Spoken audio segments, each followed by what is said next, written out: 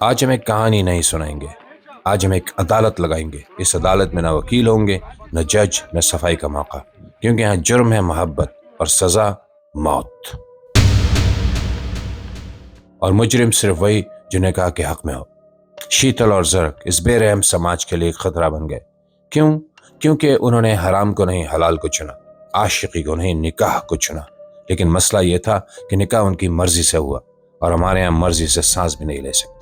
دعوت دی گئی، دونوں کو دعوت دی گئی، مگر کھانے کی نہیں، مارنے کی۔ چٹھیل میدان، 19 مرد، 5 بندوقیں، اور درمیان میں 2 لوگ، ایک لڑکی جو ہاتھ میں قرآن لیے کھڑی تھی اور دوسرا لڑکا جو اس کا ایک شوہر تھا۔ شیتل کے ہونٹوں پر نہ چیخ تھی، نہ معافی کی اپیل، بس ایک جملہ تھا، صرف گولی مارنا۔ واہ کیسی ہدایت تھی! ان بزدل شیروں نے 9 گولیاں اس کے جسم میں اتار دیں، کیونکہ غیرت کا وزن ہلکا محسوس ہو رہا تھا شاید۔ پھر زرک کی باری آئی، 18 گولیاں، تاکہ برابری کا سبق دیا جا سکے، جیسے کسی امتحان میں نمبر پورے کیے جا رہے ہوں۔ کیا خوب تماشا تھا! ایک طرف قرآن تھا، دوسری طرف بندوق، اور ایک طرف محبت تھی، دوسری طرف رشتوں کے بھیس میں چھپے درندے۔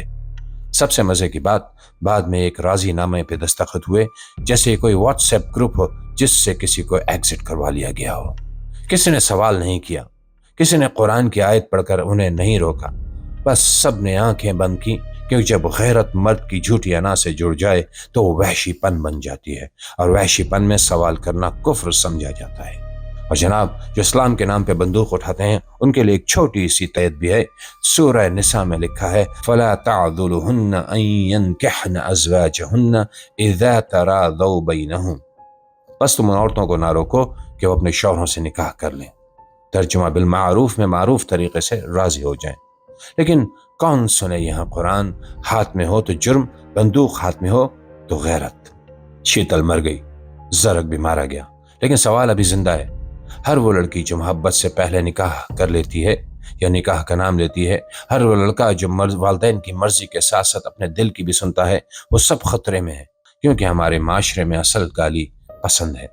بس ایک آخری سوال چھوڑ کر جا رہا ہوں، اگر غیرت واقعی اتنی مقدس ہے تو پھر کسی زناکار بیٹے کو مسجد کے سامنے کھڑا کر کے 100 کوڑے کیوں نہیں مارے جاتے؟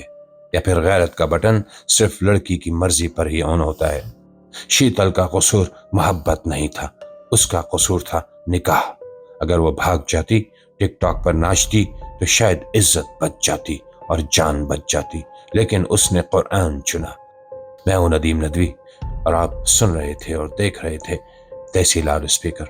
اسی طرح سپورٹ کیجیے ہمارے چینل کو، اور بیل آئیکن کا بٹن دبا دیجیے تاکہ ہماری نئی آنے والی ویڈیوز آپ تک پہنچتی رہیں۔ شکریہ۔